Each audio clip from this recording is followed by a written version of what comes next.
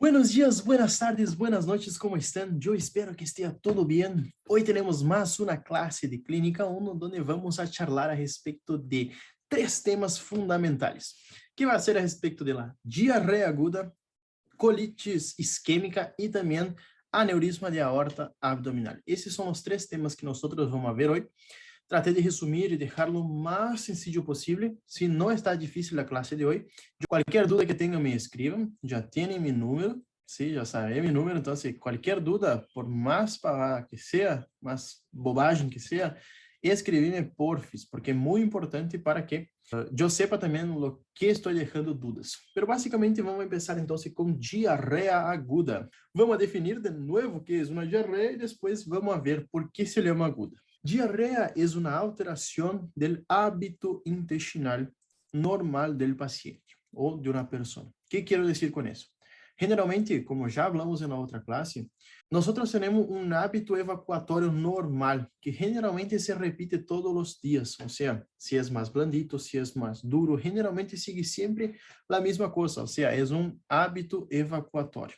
En el caso de la diarrea, nosotros tenemos un cambio de ese hábito. O que passa? Temos cambio dessas heces, que pode ser mais fluido, que tenha mais fluidez, que seja mais aquosa ou hasta mesmo aumente sua quantidade junto a essas características.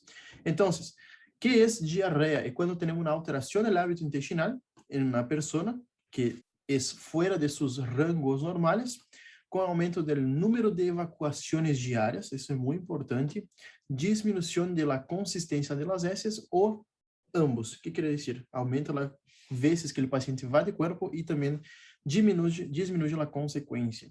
Generalmente, as diarreias agudas são de origem infeccioso e autolimitadas.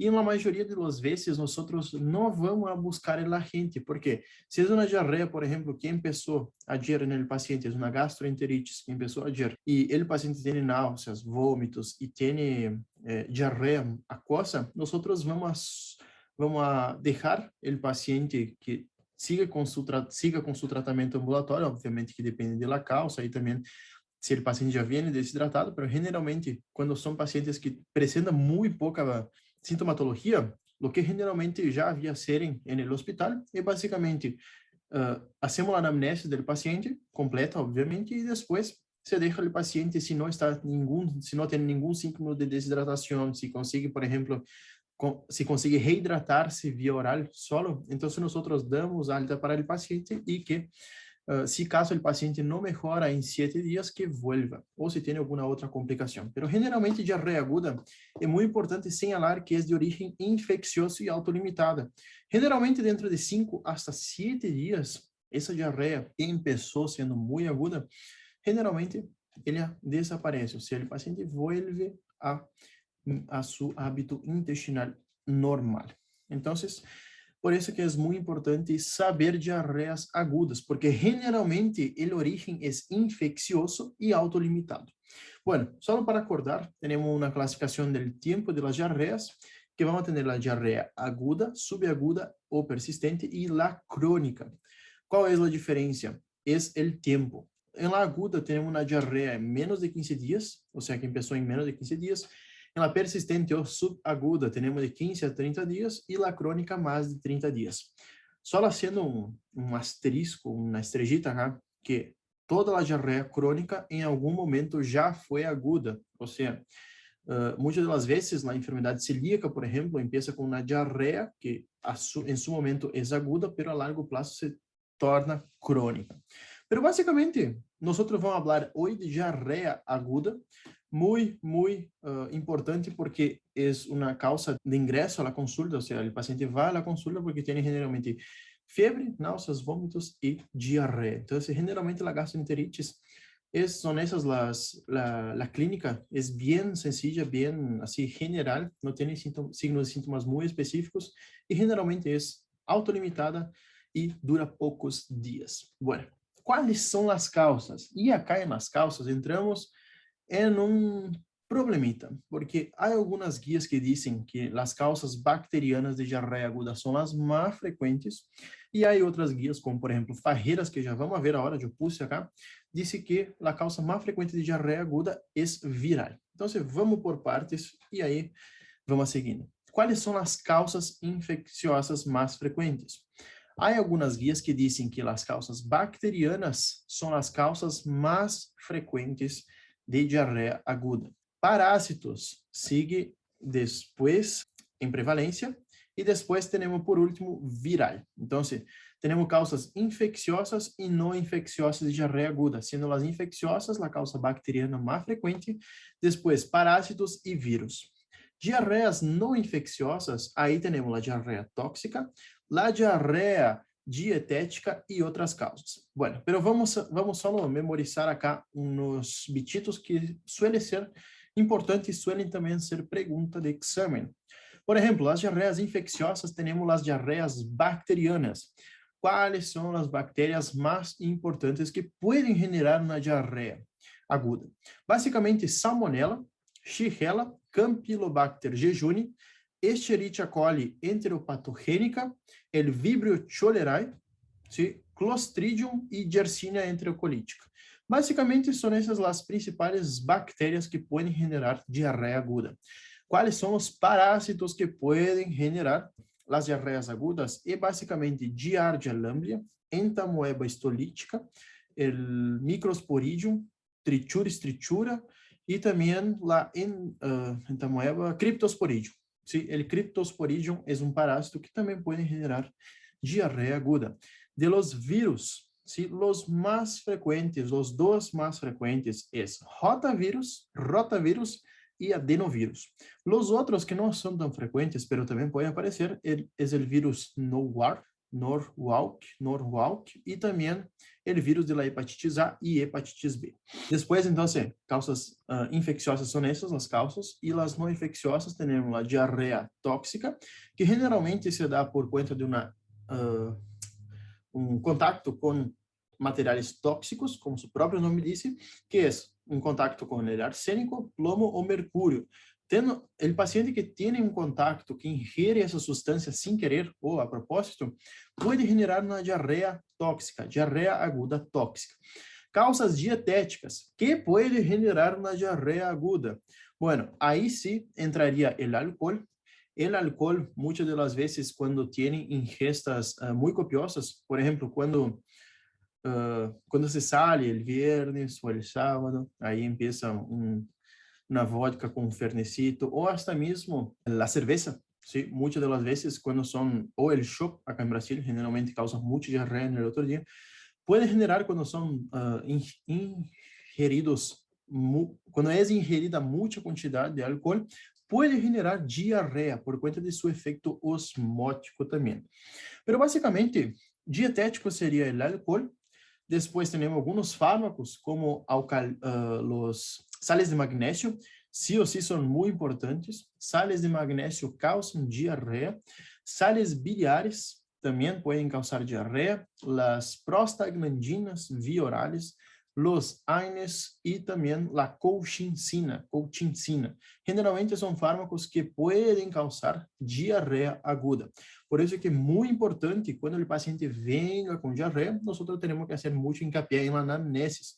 Perguntar se, por exemplo, é só o paciente, se há mais alguém da família que está com a mesma sintomatologia, porque quando temos mais alguém da família com a mesma sintomatologia, nós conseguimos razonar um pouquinho e, bueno, se tem, então pode ser uma gastroenteritis epidemiológica aí de la família, ou seja, comeram, por exemplo, uma maionese que tinha salmonela e aí todos estão com diarreia. Por isso que é muito importante perguntar em la anamnesis se há mais alguém da família que está com a mesma sintomatologia. Então, vamos tomar uma água e aí depois nós seguimos. Para finalizar as causas, quais são as outras causas das diarreias não infecciosas? Temos a apendicites, diverticulites, a enterocolites pseudomembranosa, a colites isquêmica, que vamos ver hoje na classe. Colites isquêmica generalmente tem uma tríada evolutiva, que é muito importante memorizar, por lo menos, essa tríada. Generalmente é pergunta de exame. Teremos também depois, quando o paciente tem enfermidade inflamatória intestinal, por exemplo, colite ulcerosa ou enfermidade de Crohn, que são enfermidades que cursam com brotes, ou seja, com períodos de inactivação, depois períodos de reactivação. Entonces, esas serían las otras causas de las diarreas no infecciosas que nosotros sí o sí debemos nos acordar. Pero después, esa sería la clasificación segundo la guía de Argentina, las causas. Después, cuando nosotros nos encontramos con Fajeras, el libro Fajeras, dice que generalmente en los pacientes inmunocompetentes, las diarreas, las diarreas agudas son causadas principalmente por norovirus, a 50-80% de los casos, después norovirus, 50-80%, Escherichia coli enterotoxigênico, quando produz a toxina no Shiga, 6%, Clostridium difficile, 1,5% e outras bactérias enteroinvasivas. Essas são as principais causas de diarreia aguda em pacientes adultos imunocompetentes. Generalmente, quando a causa não é viral, ou seja, quando não é causado por vírus, quais são as bactérias mais frequentes que vão causar? O Campylobacter jejuni, Clostridium difficile, Escherichia coli enterotoxigênico, Salmonella, Shigella, norovirus, rotavírus, giardia e cryptosporidium. Então, que é importante saber? É importante saber tanto que temos diarreia aguda infecciosa e não infecciosa, e as infecciosas depende da guia, se estima qual é a mais frequente e qual não é a mais frequente. Então, muito importante saber que temos diarreia infecciosa e não infecciosa e saber qual é a mais frequente. Generalmente, lo que se pone los choice, eso es lo que generalmente entra, que las causas de diarreas agudas generalmente son infecciosas por virus. Generalmente, la causa más frecuente de diarrea aguda infecciosa es por virus. Ah, pero ¿por qué es por virus? Porque generalmente las bacterianas, como por ejemplo a salmonella, nosotros necesitamos de una cantidad mínima de bacterias para ocasionar una enfermedad. Porque se é uma quantidade muito pouca que o paciente ingere de salmonella, provavelmente não vai produzir essa enfermidade. Por isso que os vírus têm uma capacidade maior de instalar-se e replicar-se para ser uma infecção. Por isso que generalmente as causas infecciosas, como vimos antes em Fajeras, as causas mais frequentes são as causas virales de diarreia aguda. Agora, nós, quando vamos falar da clínica desses pacientes que lidam com diarreia aguda, temos que saber se é inflamatória ou se é aquosa. Se é uma diarreia inflamatória ou aquosa. Por quê? Qual é a diferença entre inflamatória e aquosa? Generalmente, as inflamatórias, nós temos uma lesão do tubo digestivo. E em las aquosas, nós temos uma alteração das células desse tubo digestivo que vão fazer com que secrete mais água, sódio e cloro. Então, isso vai generar uma diarreia. Em cambio, as inflamatórias temos a afectação, essa lesão dessa parede, e então se vai generar uma diarreia com moco, pus ou sangue. Então, nós temos que classificar a partir de se é uma diarreia inflamatória ou se é uma diarreia aquosa. Qual é a diferença? La que já falei antes, que generalmente uma tem uma lesão específica na mucosa e outra solamente tem uma alteração nessas células. As inflamatórias, generalmente, nos habla que essa infecção ocasionou no cólon e as diarreias aquosas, quer dizer que essa infecção ocasionou, na maior parte infectada, é o intestino delgado. É muito importante saber a diferença de ambas, as características, porque generalmente é pergunta de exame. Qual é a diferença entre inflamatória e aquosa?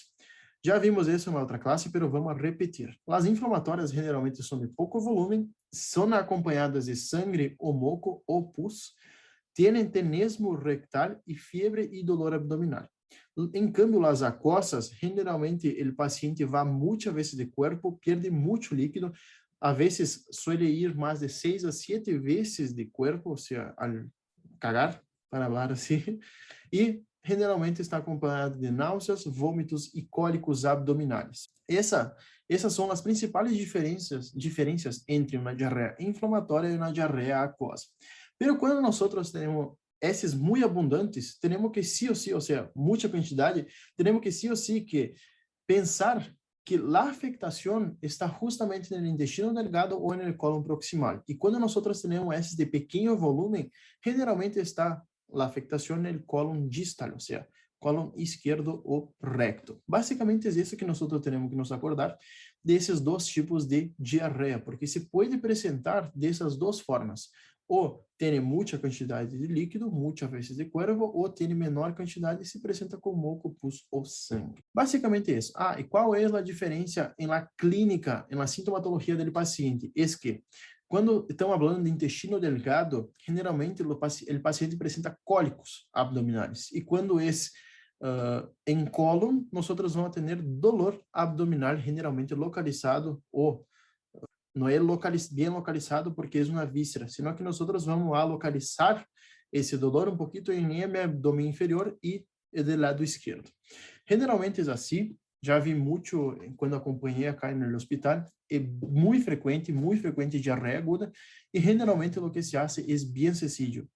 Generalmente, são pacientes que não necessitam de estudos, óbvio que os pacientes que apresentam sangue, moco ou pus, na diarreia inflamatória, nós vamos a ter que, sim ou sim, estudar esses pacientes. Pelos pacientes que não apresentem nada disso, de características, esses pacientes, ou que não tenham também uma desidratação, esses pacientes vão ser o tratamento ambulatório. Tomar uma água, de novo, porque senão nós nos desidratamos e seguimos com a classe.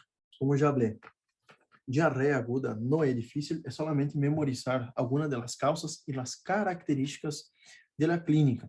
Sí, é bem sencillo diarreia aguda, eu creio que é um dos temas mais sencillos porque é só memorização e tchau. Quando nós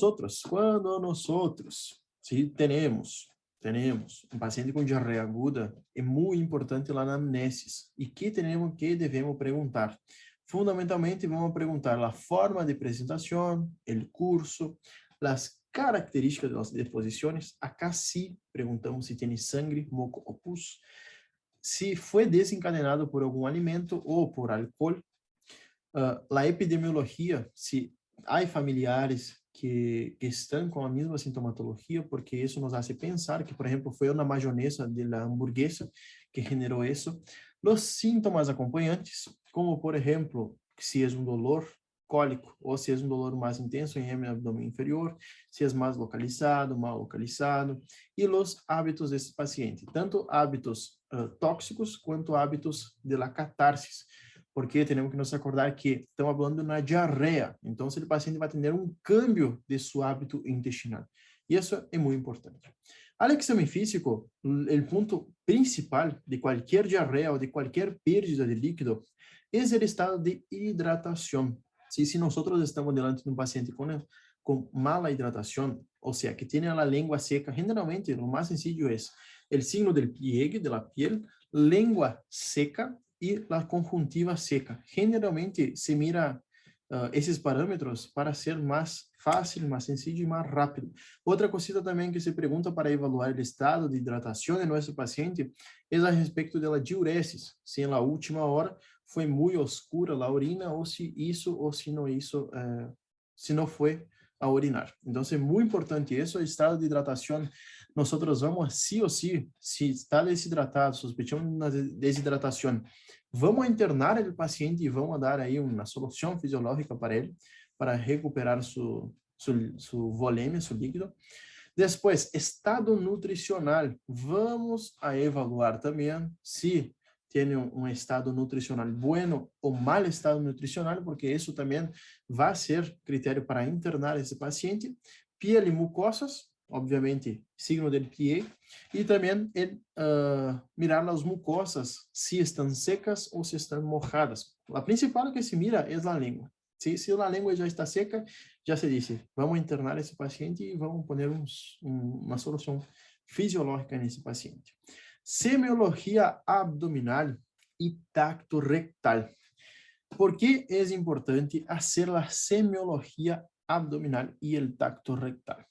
Principalmente semiología abdominal es para descartar otras causas de dolor abdominal, como por ejemplo una diverticulitis, una apendicitis, una colitis isquémica. Entonces, muy importante hacer una semiología abdominal completa Y nosotros vamos nos enfocar en acá ruidos hidroaéreos aumentados. Generalmente los pacientes con diarrea aguda, la panza parece no sé con qué se parece, pero es cada rato. Brul, brul, brul.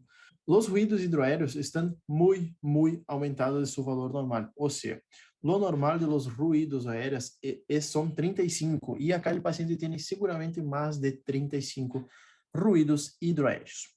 Pero básicamente, entonces, semiología abdominal completa, tanto inspección, auscultación, palpación y percusión. Percusión y palpación, esa es la orden correcta. Generalmente en semiología, entonces, solo para acordar, es inspección, auscultación, percusión y palpación. ¿Sí? Es muy importante saber el orden. Generalmente es pregunta también de examen de orales, cuál es el orden de la semiología.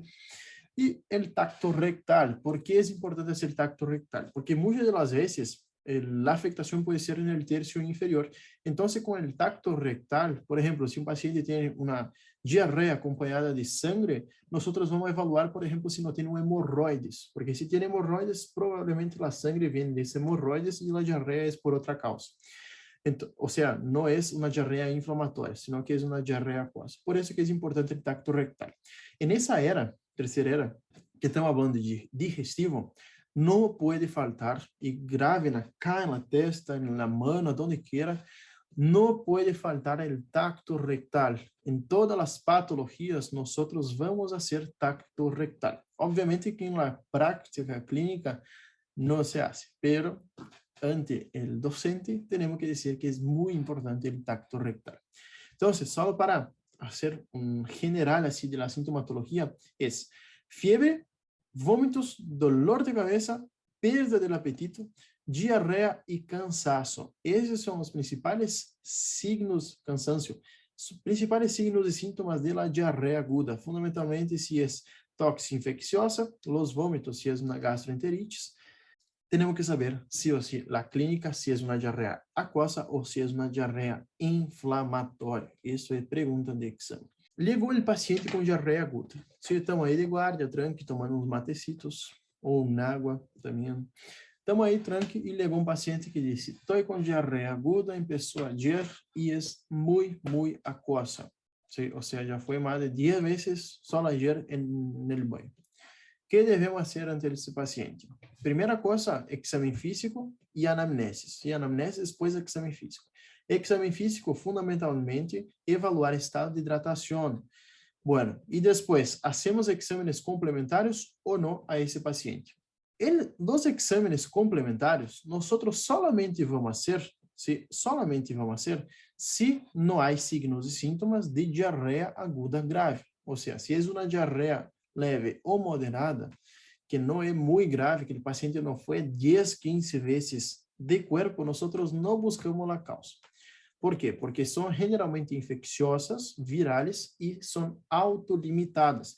Provavelmente, se hacemos um estudo a esse paciente, a todos os pacientes que chegam com diarreia aguda, estamos poniendo plata afuera porque generalmente como son autolimitadas no necesitan de estudios. Pero a los pacientes que tienen diarrea aguda grave, nosotros sí o sí vamos a hacer exámenes complementarios. ¿Y cuáles son los exámenes que nosotros vamos a pedir para nuestro paciente? Primero, laboratorio. Laboratorio no se nega a nadie, se hace a todos los pacientes que sospechamos una diarrea o cualquier otra patología, así que queremos saber algo de nuestro paciente. Entonces, hemograma completo, función renal, función hepática, PCR no es el hisopado, sino que es la proteína C reactiva acá, no es el hisopado, si es proteína C reactiva, junto con la eritrosedimentación o VSG. Generalmente, PCR, leucocitosis y VSG elevado nos está hablando de una infección con una inflamación sistémica. Estudio de la coagulación también es importante para evaluar, por ejemplo, si el paciente no tiene alguna coagulopatía, está sangrando por cuenta de eso, función renal y función hepática. Generalmente un laboratorio así general para evaluar nuestro paciente cómo está. Y obviamente hemograma completo, porque en ese caso, si el paciente tiene una diarrea que pierde mucho líquido, si pierde plasma, el hematocrito del paciente puede estar elevado por cuenta de la pérdida de volumen, de volumen. Imagen. Vamos a pedir una eco abdominal fundamentalmente para evaluar si, por ejemplo, no hay una obstrucción en el tránsito intestinal, si no hay también alguna isquemia. Entonces, la eco abdominal nos ayuda mucho para evaluar ese paciente con diarrea aguda. E podemos fazer um estudo de heces só quando o paciente tem diarreia grave ou quando não melhora depois de 4 a 7 dias. E que nós vamos fazer a nosso paciente? Sangre oculta em heces, coprocultivo e coproparasitológico, porque se nós acordamos, as causas de diarreia aguda podem ser parásitos, e leucócitos em matéria fecal. Leucócitos em matéria fecal nos habla que temos uma infecção do tracto digestivo e temos que tratar essa infecção. Então, nós vamos fazer exames complementares quando o paciente tem diarreia grave ou quando não melhora de 4 a 7 dias. E aí podemos fazer todos estes exames complementares. Creio que de exames complementares, no más es eso. Generalmente, nosotros vamos pedindo de acuerdo a la causa de la diarrea. Entonces, por lo general, diarrea aguda, ¿qué hay que saber? Autolimitada, infecciosa, generalmente no se busca el agente. Solo se busca cuando es diarrea grave o cuando no mejora después de 7 días. Tratamento. Qual é o ponto clave e fundamental? A reposição hidroeletrolítica. Isso não pode faltar. Um bom plano de hidratação para enterar a nosso paciente. Acordando que muitas das vezes os pacientes vêm com vômitos. Então, se acá podemos associar, por exemplo, na metoclopramida, que é o famoso Placil acá em Brasil, para aquele paciente deixe, ou hasta mesmo um Dramamine, para aquele paciente deixe de ter essas náuseas e vômitos e realmente obviamente endovenoso, porque via oral o paciente vai vomitar o fármaco e para de vomitar e empiece sua adequada hidratação. Depois, repouso intestinal, muito importante. O paciente queda sem comer por algumas horas ou até mesmo dias, solamente líquidos muitas das vezes. Depois, tratamento do dolor abdominal. O dolor abdominal é um ponto muito, pero muito importante.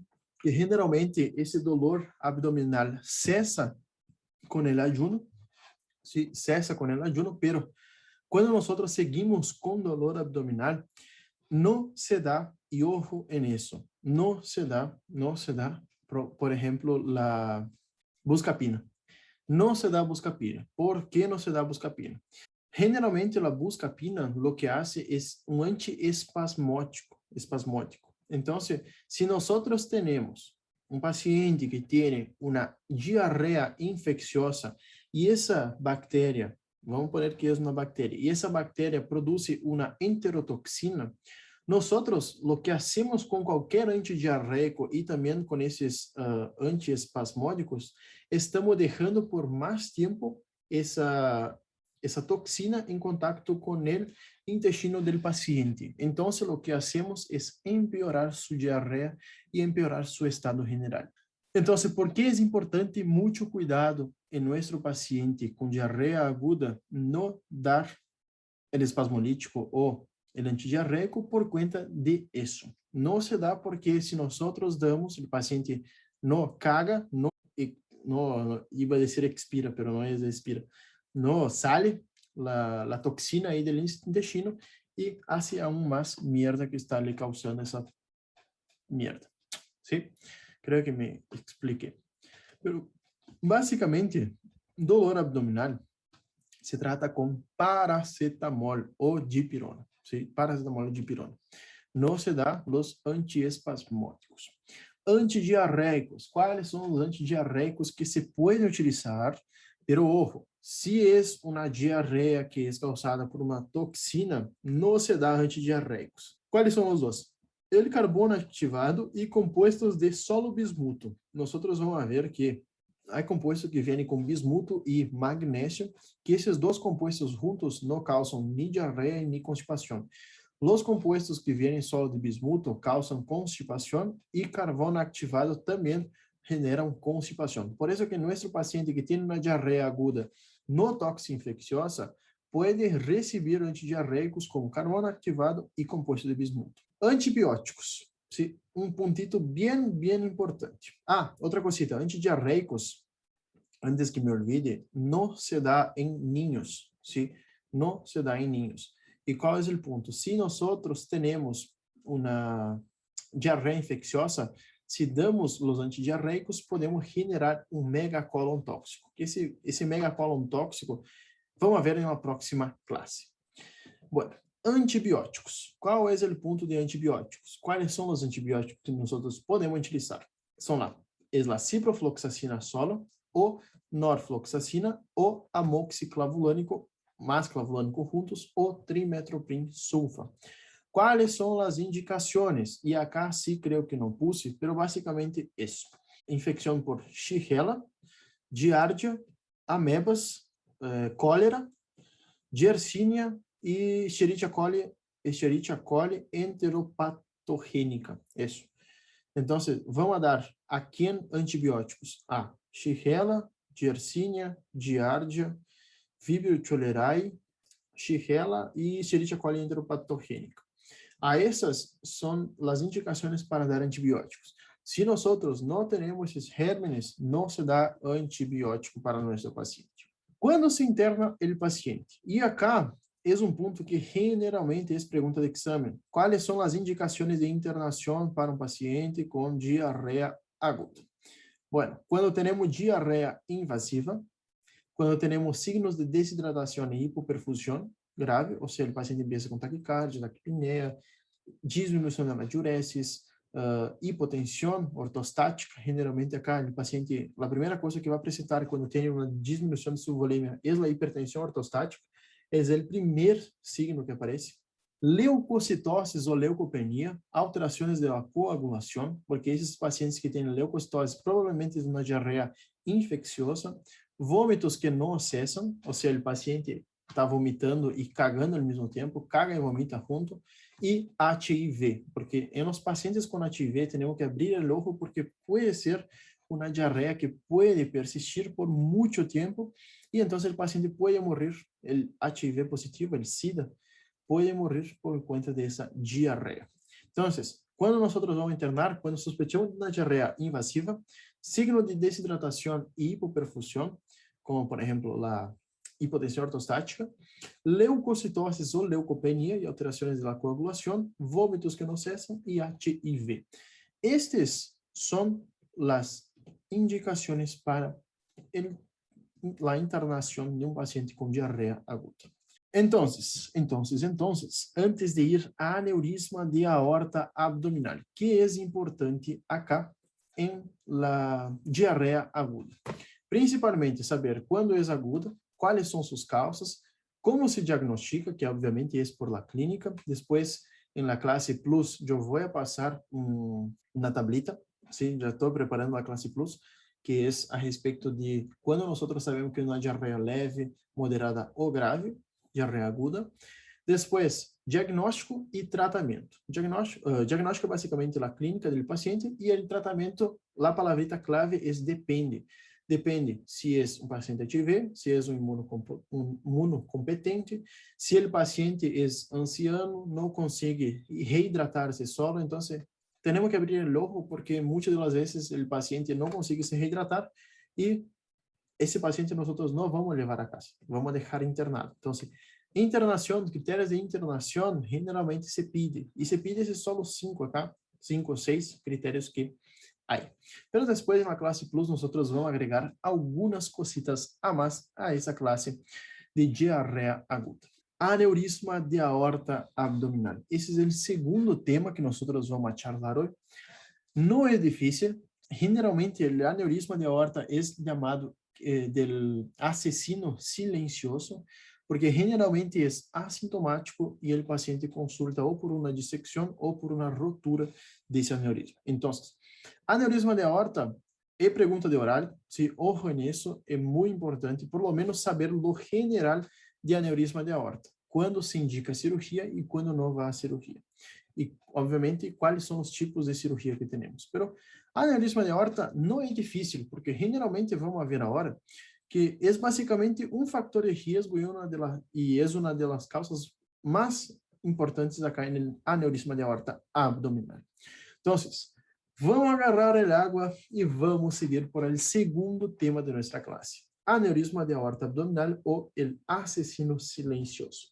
Como já sabemos, el aneurisma, cuando nosotros hablamos de aneurisma, nosotros tenemos una dilatación de un vaso, en ese caso de la aorta, mayor de 50% del tamaño del vaso considerado para el sexo y para la edad del paciente. Por ejemplo, si un paciente tiene lo normal para su edad es hasta 5 centímetros, ¿sí? 5 centímetros, y ese paciente viene a la consulta y tiene 8 centímetros diâmetro en la aorta, nosotros estamos delante de un paciente con aneurisma. Entonces, cuando tenemos una dilatación de ese vaso, de la aorta, que es anómala y supera los 50% del vaso, nosotros estamos delante de un aneurisma y tenemos que saber cuáles tipos de aneurisma que existen y cómo vamos a tratar.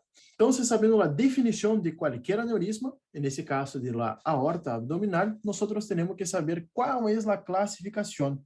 Y los aneurismas generalmente se clasifican a partir de su morfología. Tenemos el fusiforme, que es el más frecuente, y eso ya fue pregunta de escrito, el sacular y el pseudoaneurisma.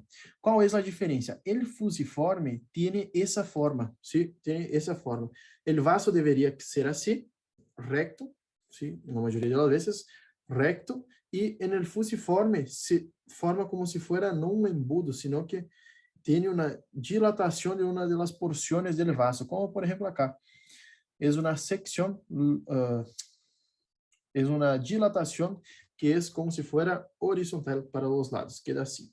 Eso es el fusiforme, es el más frecuente, 75% de los casos. ¿Cuál es el segundo más frecuente? Es el sacular.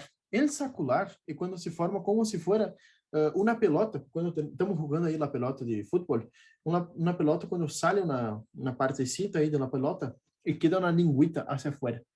Isso seria el sacular.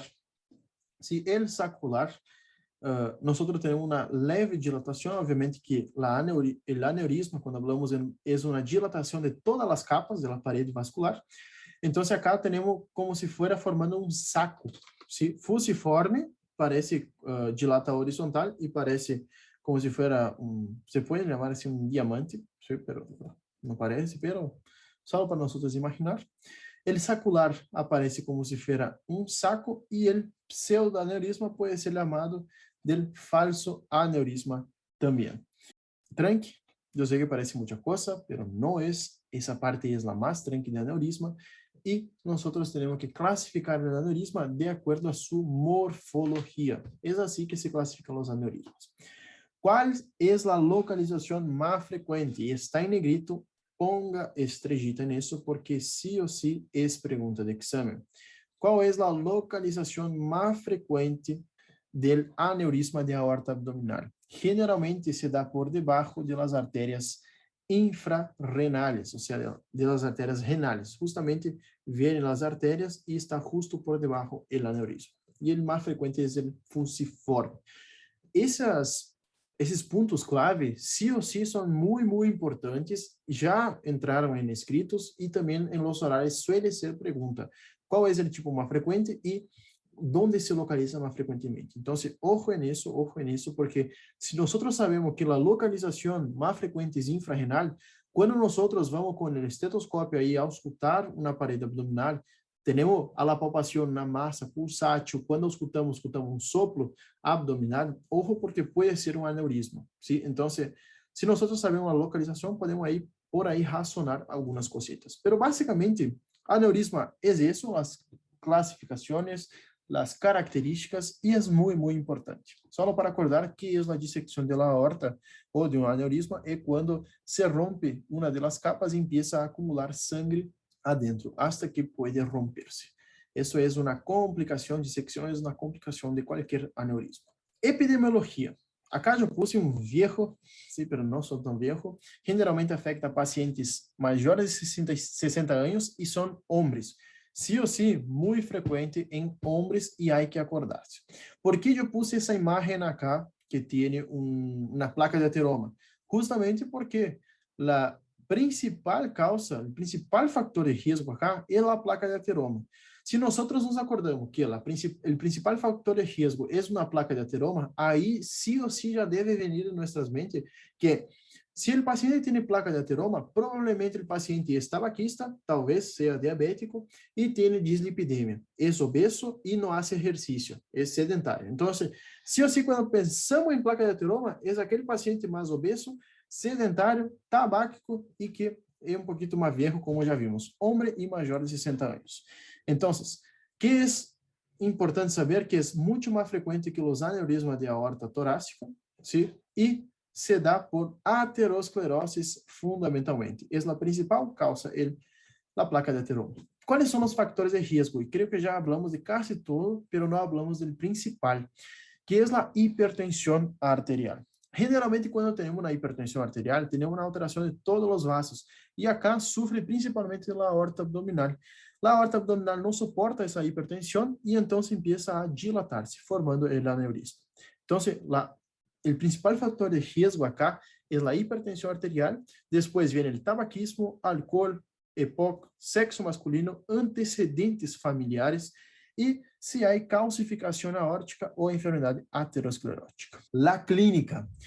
Primeira coisa que temos que pensar, se nós hablamos antes que o aneurisma de aorta abdominal era o assassino silencioso, sim ou sim devemos pensar que o paciente pode ser totalmente assintomático. E os pacientes assintomáticos, sim, são os mais frequentes, cerca de 75% dos pacientes são assintomáticos. E quais são os sintomas nesses 25% restantes que vão apresentar? Primeiro é epigastralgia ou lumbalgia, generalmente é uma epigastralgia pulsátil. Náuseas e vômitos, essas náuseas e vômitos podem ser ocasionadas porque o vaso, como está muito grande, pode causar uma compressão no intestino e pode generar essa sensação de náuseas e vômitos.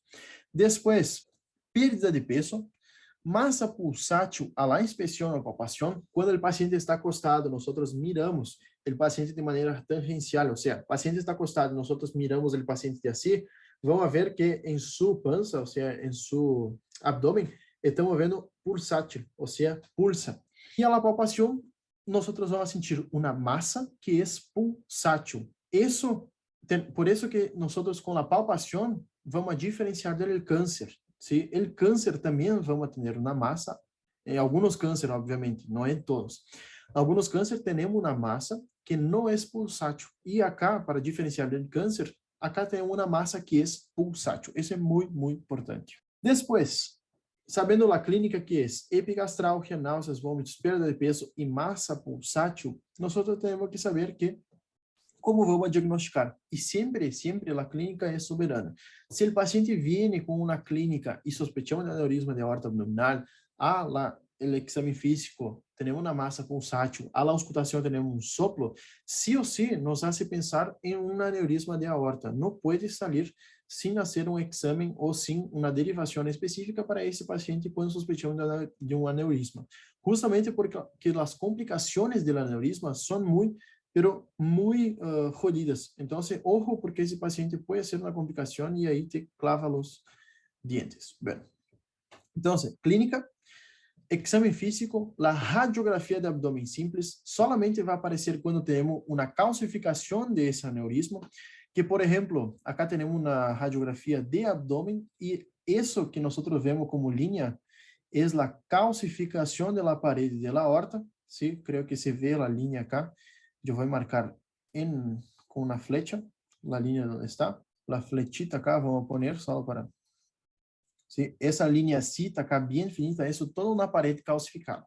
E acordando que quando temos calcificação, quer nos dizer que é um processo crônico. Então, esse paciente não teve o aneurisma semana passada, senão que teve já há 5 ou 6 anos ou mais. Eco abdominal.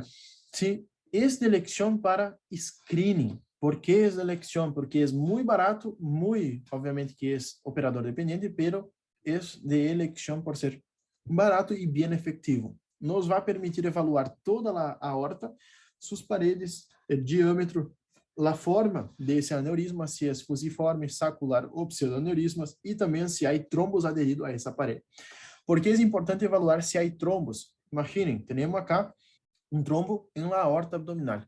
hacia dónde puede ir ese trombo y qué puede causar.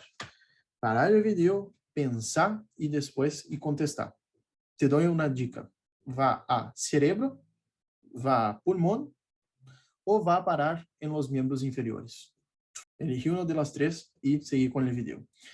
Bueno, razonando un poquito, sabiendo anatomía, si tenemos un trombo en la aorta abdominal o en cualquier sector de aorta, nosotros vamos a tener un émbolo que no va a aorta después de la torácica, ¿sí? No antes, en el callado, después.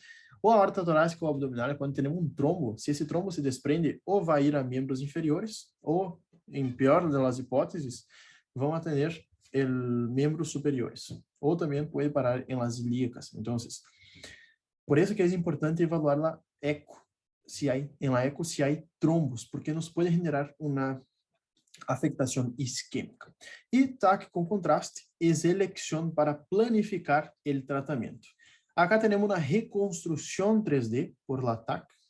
Acá podemos ver que es obviamente un aneurisma después de las renales, de las arterias renales, infrarrenal, es la localización más frecuente, infrarrenal. Acá está afectando un poquito de ambas ilíacas, pero tenemos un aneurisma fusiforme. Y las complicaciones, ¿cuáles son las complicaciones del aneurisma de aorta? Muy importantes. Rotura. Rotura es una de las complicaciones más frecuentes y más dramáticas en ese caso de aneurisma de aorta. Generalmente, los pacientes que tienen aneurisma de más de 6 centímetros de diâmetro o crescimento maior a 1 centímetro por ano, generalmente têm um risco de ruptura elevado. Esses pacientes são indicados a cirurgia. Fístula aorta entérica. Quando é muito crônico, pode generar uma fístula aorta entérica, ou seja, de la aorta com o intestino, e isso pode ser sangrados pode generar um sangrado, uma hemorragia digestiva, que pode ser alta ou baixa. Generalmente acá é sangrado digestivo baixo. Es raro, sí, muy, pero muy raro. Después tenemos fístula aortovenosa, después infecciones y por último trombosis, cuando tenemos una embolización, o sea, acá se forma un trombo, ese trombo se desprende y forma un émbolo que puede impactar o en las ilíacas o en los miembros inferiores, dependiendo del tamaño del trombo. Como la rotura es la principal causa de complicaciones del aneurisma de aorta, y eso sí es importante saber, si el paciente tiene un aneurisma mayor de 6 centímetros de dilatación, ¿sí? Mayor de 6 centímetros, o si el aneurisma crece más de 1 centímetro por año, ese paciente es indicación de cirugía, Ya vamos a ver cuáles son las indicaciones, ¿sí? Pero lo más importante acá es que si crece más de 1 centímetro por año o si tiene más de 6, ojo porque puede romperse en cualquier momento. ¿Y cuál es el tratamiento? Siempre nos acordando que medidas higiénico-dietéticas, si la principal causa es la aterosclerose, tenemos que tratar, por ejemplo, el paciente para hacer ejercicio, para disminuir la grasa, alimentación, disminuir de peso, tratamento de la hipertensión, porque es la principal factor de riesgo para a aterosclerose e também para aneurisma de aorta. Tabaco, sí o sí hay que cesar, porque senão esse paciente tem uma maior mortalidade. E álcool e nutrição adequada, obviamente. E cirurgia. ¿Cuáles são as indicações para cirurgia? Já hablamos antes, sí, pero acá é um poquito importante recalcar, porque isso é pergunta de exame. Y también, además del escrito, pregunta en el oral. ¿Cuáles son las indicaciones? Bueno, aneurismas que tienen un diámetro mayor de, acá cambia, no es 6, es 5 centímetros, que son asintomáticos, o cualquier aneurisma que sea sintomático, no importa si es menor de 5 centímetros, aneurisma sintomático o aneurisma mayor de 5 centímetros asintomático, es indicación de cirugía, ¿sí? Intervención quirúrgica. Aneurismas que presentan un aumento mayor de 1 centímetro. Hay algunas guías que dicen que es mayor a 0,5 centímetros. También se puede hacer la cirugía. Después, aneurismas que son saculares. Generalmente los aneurismas saculares se sobreinfectan. Entonces, esos pacientes Quando há sobreinfecção desse aneurisma, nós vamos ter uma debilidade maior da parede, pode romper-se mais facilmente, então, as indicações de cirurgia. Aneurisma, que também tem afectações embólicas em los membros inferiores, como, por exemplo, algum antecedente de um trombo que saiu do aneurisma e foi, por exemplo, ao dedo del pé ou al pé, que ocasionou uma isquemia aguda. E também os pacientes que tenham maior de 0,5 centímetros de progressão desse aneurisma em controles semestrais. Essas são as indicações de cirurgia e que sí o sí são muito, pero muy importantes saber.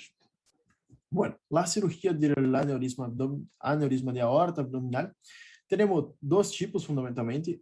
Es el endovascular, que es ese, que se ingresa con catéteres, con stent, y se ingresa con catéteres acá, en las femorales, llega hasta el aneurisma y se pone el stent, o se puede hacer a cielo abierto, que ahí se hace una laparoscopía y se hace el injerto acá del stent, se pone un stent.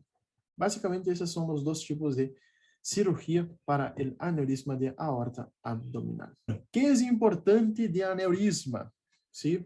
As causas, localização mais frequente, sintomatologia, silencioso, assassino silencioso, hay que acordar de isso, diagnóstico, ecografia e TAC com contraste, obviamente. E depois, as complicações, sí ou sí es pregunta, sempre se pergunta, e também o tratamento, quais são as indicações para a cirurgia de um aneurisma de aorta abdominal. Seguimos com o quê? Seguimos com colites ulcerosa. Acá, colites ulcerosa, colites isquêmica. Como o próprio nome diz, colites é uma inflamação do cólon, e isquêmica quer dizer que é uma inflamação causada por uma isquemia, ¿sí? Isso é uma colitis isquêmica.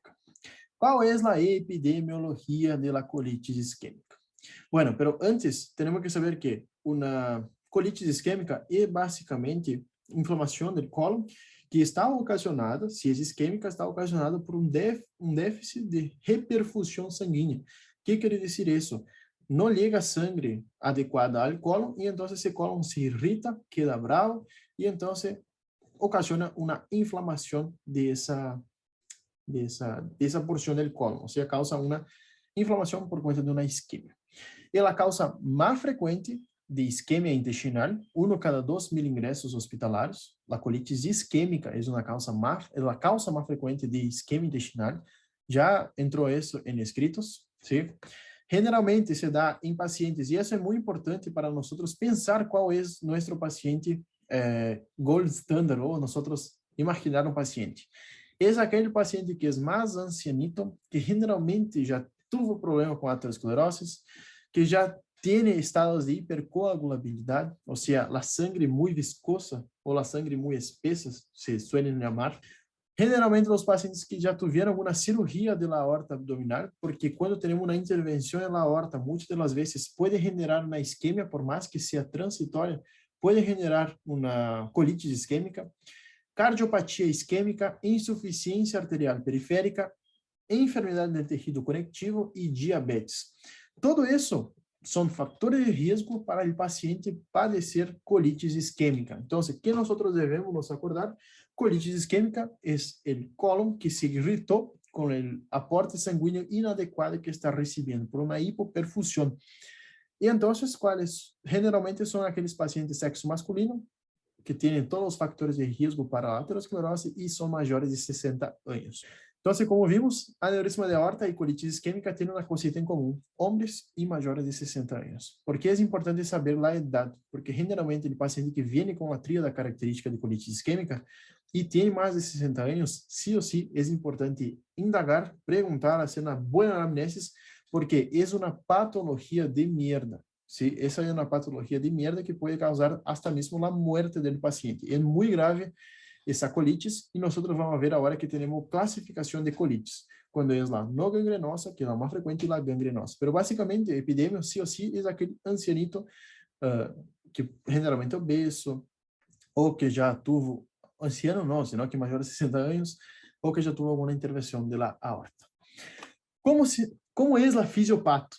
de la colitis isquémica. Nosotros tenemos colitis isquémica, tenemos que sí o sí, antes de ir para las causas, o entender la fisiopatología, saber que tenemos una colitis que es gangrenosa, la más grave, más jodida, y la no gangrenosa, ¿sí? La no gangrenosa puede ser reversible o irreversible, transitoria o crónica. Dentro de la crónica, la irreversible, tenemos colitis crónica segmentária, que afecta um segmento, e la colitis crônica de forma constrictiva, que afecta 10 a 15% de nosso paciente.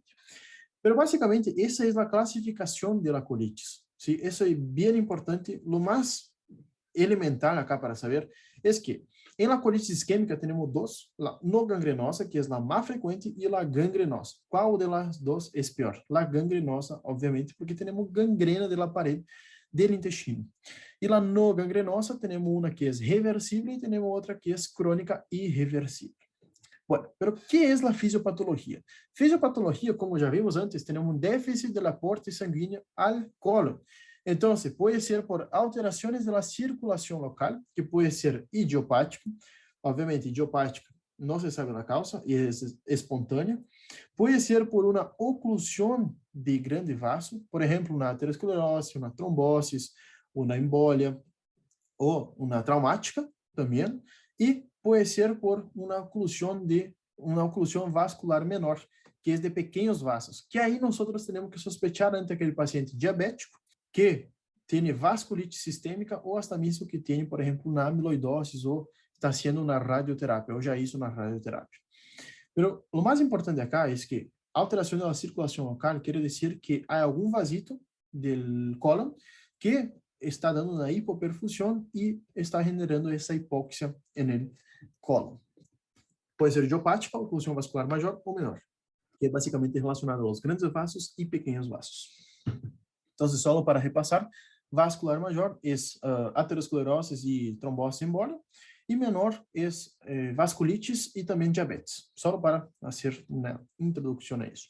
Y alteraciones de la circulación local y sistémica. Sistémica ahora nosotros tenemos como, por ejemplo, el paciente con shock. El shock genera un estado de hipoperfusión intestinal y generalmente no voy a decir, pero puede causar una colitis isquémica por esa hipoperfusión, arritmias y insuficiencia cardíaca, justamente arritmias que no permiten un adecuado gasto cardíaco, genera también una isquemia tisular, obstrucción colónica, o sea, obstrucción, por ejemplo, un colon, adherencias, divertículos, un vulvulo, puede generar, o hasta mismo un divertículo que está estrangulado. El divertículo, la hérnia estrangulada. Generalmente la hérnia, cuando sale y no es estrangulada, tiene un flujo adecuado de sangre, pero cuando la hérnia abdominal sale del intestino, la hérnia cierra, causa un estrangulamiento de esa hérnia y entonces va a generar una colitis isquémica en esa región.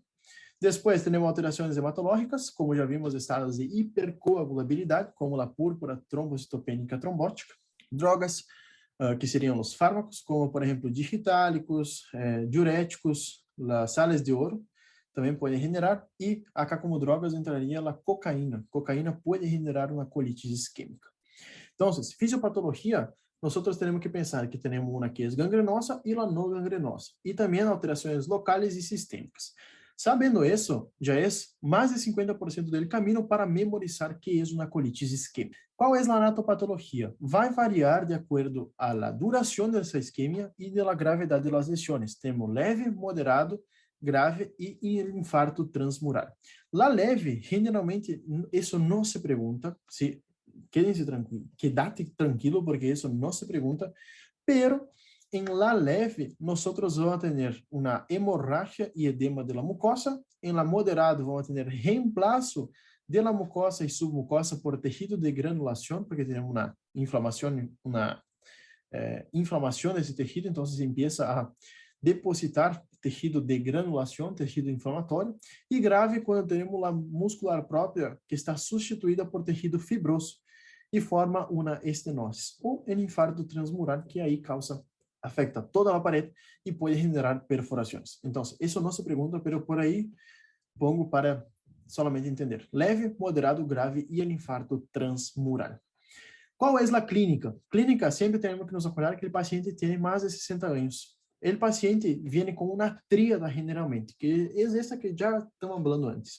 Normalmente, habitualmente, a clínica é dolor abdominal, seguido de diarreia e rectorragia, nesse ordem. ¿Sí? Dolor abdominal, diarreia e rectorragia. ¿Sí? Muy importante saber a tríade da colite isquêmica. Nós, quando memorizamos isso, nunca mais nos vamos olvidar. Dolor abdominal, generalmente em fossa ilíaca esquerda, ou seja, em cólon esquerdo, seguido de diarreia. Depois desse dolor aparece uma diarreia intensa, generalmente está acompanhada de muco, pus ou sangue, e posteriormente rectorragia, sim, rectorragia. E nessa ordem é a tríada do paciente com colite isquêmica. Pero a clínica, acordando que vai depender da gravidade. Se é, por exemplo, uma gangrenosa ou se não é gangrenosa. Generalmente a tríada é essa. Se pergunta no exame, então se estrejita. E quando vamos falar de colite isquêmica gangrenosa, generalmente é um início súbito e tem um deterioro do estado general do paciente. O paciente queda prostrado, muito dolor, não consegue fazer nada e desidrata. Está acompanhado de dor abdominal e distensão progressiva do abdômen. Em la colite isquêmica não gangrenosa, temos um dolor brusco também, diarreia e rectorragia, que são as mais frequentes. Como se faz o diagnóstico de colitis isquêmica? Diagnóstico. Se nós temos uma afectação que é vascular, a principal coisa que nós vamos buscar é aonde? É em los vasos. Então, acá, nós temos que pensar o seguinte: qual é a chance de eu fazer para fazer uma arteriografia em meu paciente? Não é todos os lugares que têm arteriografia, é um estudo caro que não se faz a todos os pacientes. Então, se nós temos uma lesão vascular, nós podemos fazer uma coisa mais barata, que nos vai dar a mesma, não a mesma efetividade como nos vai dizer onde está a afectação, senão que nós vamos ver em la parede de la mucosa como vai aparecer essa lesão. Então, em la colite isquêmica no gangrenosa, sempre exame físico completo, laboratório, radiografia de abdômen, enema opaco, eco abdominal, colonoscopia, TAC com contraste e o gold standard é a arteriografia. Isso sim ou sim é importante para o exame, mas acordando que não se faz em todos os lugares. Arteriografia é o gold standard e é justamente essa que nós estamos vendo agora, acá ao lado. Isso é uma arteriografia e acá podemos ver que o contraste não está passando de maneira adequada. Então, acá temos uma hipoperfusão por alguma afectação ou trombótica ou pode ser também uma placa de aterosclerose. Então, colonoscopia, nesse caso, quando não temos arteriografia, é de elecção. E que nós vamos ver em la colonoscopia? Perdão. Em la colonoscopia, me olvidei de pôr a imagem acá, a imagem. Em la colonoscopia, quando nós empurramos o paciente e vamos aí com a sonda, com o vídeo aí mirando, generalmente vai apresentar, agora imaginem, vai apresentar uma lesão bem eritematosa na zona da isquemia. E, obviamente, dependendo da gravidade, pode até mesmo produzir uma lesão, además de ser roja, nessa mais eritematosa, nessa área da isquemia, pode ser que apareça a perfuração, porque acordando que colite isquêmica pode generar uma perfuração. Isso é a no gangrenosa, ¿sí? Em la gangrenosa, vai diretamente à laparotomia exploradora. Então, no gangrenosa, exame físico, o básico, laboratório, radiografia de abdômen simples, para ver se há aire, ou seja, se há perfuração, enema opaco, justamente para evaluar também se há perfurações e onde está a isquemia, ecografia abdominal, colonoscopia de elecção, nesse caso, TAC com contraste, para evaluar se não há sangrados hacia o tubo digestivo e também onde está impactando a impactação do trombo, e a arteriografia é o gold standard. No caso da colite isquêmica gangrenosa, laparotomia exploradora. Como se trata nosso paciente com colitis isquêmica? Nos pacientes com colitis isquêmica, nós vamos fazer o seguinte: o paciente que não tem signos de gangrena ou perfuração, vamos fazer uma dieta absoluta, líquidos intravenosos e antibióticos. Generalmente, esses pacientes não vão requerer Cirurgia, sim, cirurgia. Colite isquêmica não gangrenosa, não vai na cirurgia. Dieta absoluta, líquidos intravenosos e antibiótico é o suficiente. Resolução clínica e radiológica em 1 ou 2 semanas. Essa é a pergunta de exame. Gangrena toda a parede e choque, cirurgia urgente, laparotomia urgente. Colite segmentária crônica, se pode ser enema de corticoides, e quando há estenose segmentária, temos que pensar quando o paciente tem sepsis recidivante. E aí nós vamos ter que fazer a resecção quirúrgica de essa inflamação localizada, porque é dessa estenose localizada. Então, se sospechamos de colite isquêmica, nós vamos evaluar se há signos de peritonites. Se não há signos de peritonites, se hace uma radiografia do abdômen. Se não há muita alteração na radiografia, se não há alteração na radiografia, se vai à colonoscopia para evaluar se é uma colite isquêmica. E bom, e se trata dessa maneira. Se não é gangrenosa, nós vamos a repouso nesse paciente, 1 ou 2 semanas se recupera. Se é gangrenosa, cirurgia, laparoscopia urgente. Essa foi a classe de hoje. Eu creio que mais explicado de isso não há como fazer. Qualquer dúvida me escrevam. Eu vou agregar algumas cositas aí na classe Plus para essa classe. Então, hoje na classe Plus, sempre tiene que estudiar, escuchar por lo menos la clase Plus, porque generalmente yo paso los tópicos más, lo que se fue preguntado ya, pero es más específico. Bueno, gracias por tu atención y hasta la próxima clase. Nos vemos.